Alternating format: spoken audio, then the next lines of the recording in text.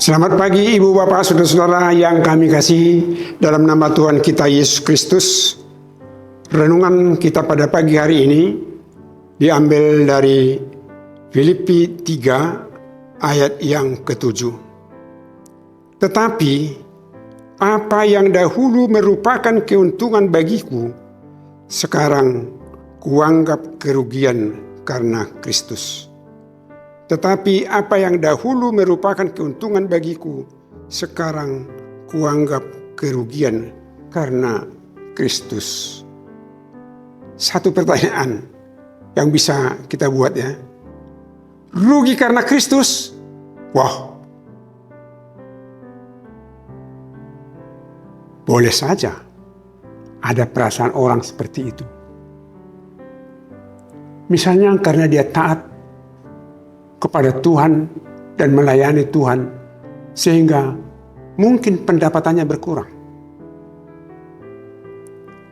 Tetapi dalam kenyataan hidup yang sesungguhnya adalah keuntungan itu adalah hidup di dalam Kristus. Bahkan Paulus mengatakan kematian adalah untung. Kalau bagi manusia di dunia ini sudah pasti mengatakan kematian itu rugi. Makanya orang Batak mungkin juga masih ada sampai sekarang, kalau berbicara tentang orang mati di tengah-tengah keluarga, di tengah-tengah satu rumah, dia katakan satabi jawon. Ya, maaf kepada rumah ini. Maksudnya supaya di rumah ini jangan ada orang mati. Tetapi bagi Paulus itu adalah keuntungan. Selama ini Paulus menganggap dirinya satu tokoh pejuang mengejar orang-orang yang mengikut Kristus. Tetapi setelah dia ditangkap oleh Kristus dan hidup di dalam Kristus, wah, kebanggaan saya selama ini itu adalah kerugian saya.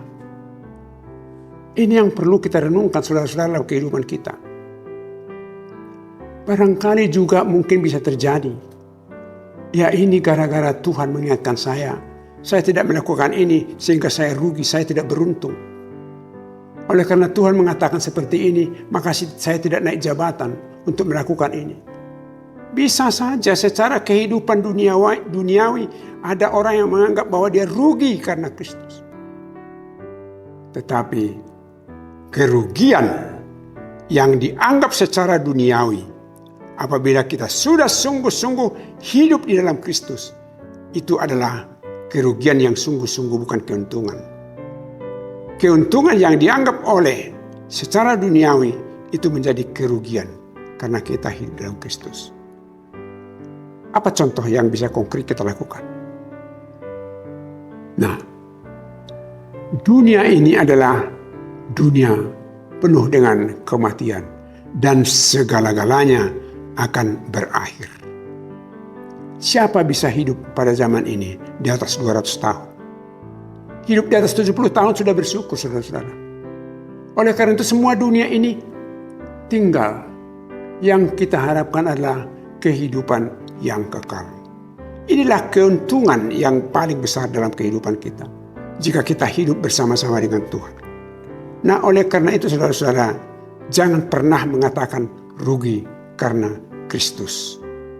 Rugi karena dunia, beruntung karena Kristus.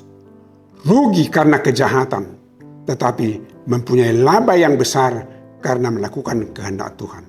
Ini yang harus kita katakan. Oleh karena keuntungan itu jangan kita hitung keuntungan sementara. Karena keuntungan di dunia ini saja yang secara nyata bisa rugi dong. Lihat itu. Banyak orang-orang kaya yang dulunya kita anggap kaya sekarang menjadi hancur ekonominya. Banyak punya rumah, sekarang rumahnya tidak laku dijual. Banyak orang yang mengatakan saya naik jabatan, tetapi sesudah dia diberhentikan dari jabatannya, dia menjadi memble, menjadi lemah, menjadi jatuh, miskin, dan menderita secara fisik. Oleh karena itu, keuntungan dunia ini, kalaupun ada orang mengatakan keuntungan dunia ini, itu hanya untuk sementara saja. Oleh karena itu keuntungan yang abadi adalah hidup di dalam Kristus. Itu makanya Paulus mengatakan bahwa apa yang dahulu merupakan keuntungan bagiku, sekarang kuanggap menjadi kerugian. Tetapi ini dijawab dengan suatu kenyataan. Apa yang dianggap kerugian selama ini karena Kristus, tetapi sesudah hidup di dalam Kristus, maka ini adalah keuntungan. Dan keuntungan itu adalah keuntungan yang abadi. Bukan hanya keuntungan sementara. Keuntungan dunia ini kan hanya sementara, saudara-saudara. Mungkin oleh karena kenaikan dolar, kenaikan harga emas, banyak orang beruntung. Wah, saya sudah mempunyai emas sekian ratus gram, saya jual, saya beruntung sekali. Dulu saya beli begini, sekarang saya jual, banyak untung saya. Ini hasil daripada saya pegang dolar, sekarang saya tukarkan dolar sehingga saya menjadi orang kaya. Tetapi itu sementara, saudara-saudara. Dan itu akan lenyap. Bahkan mungkin bisa jadi kita lebih dahulu lenyap daripada apa yang kita anggap kekayaan kita di dunia ini. Banyak orang di dunia ini meninggalkan harta yang begitu banyak. Apa keuntungan bagi dia? Nah, oleh karena itu saudara-saudara, melalui renungan pada pagi hari ini kita diingatkan. Mari kita hidup dalam Kristus. Karena itulah keuntungan yang abadi. Keuntungan yang kekal. Keuntungan yang sesungguhnya menjadi sukacita untuk selama-lamanya. Amin. Kita berdoa. Terima kasih ya Tuhan atas kedatangan Yesus untuk menebus kami dan menyelamatkan kami.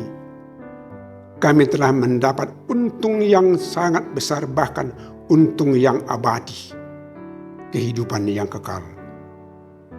Biarlah kami tidak usah terlalu menghitung-hitung keuntungan duniawi, tetapi tuntun kami untuk membulatkan tekad kami agar kami hidup di dalam Tuhan.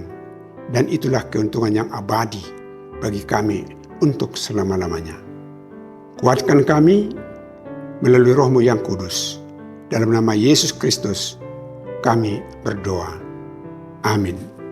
Anugerah dari Tuhan kita Yesus Kristus, kasih setia Allah Bapa, dan persekutuan dengan Roh Kudus menyertai saudara-saudara. Amin.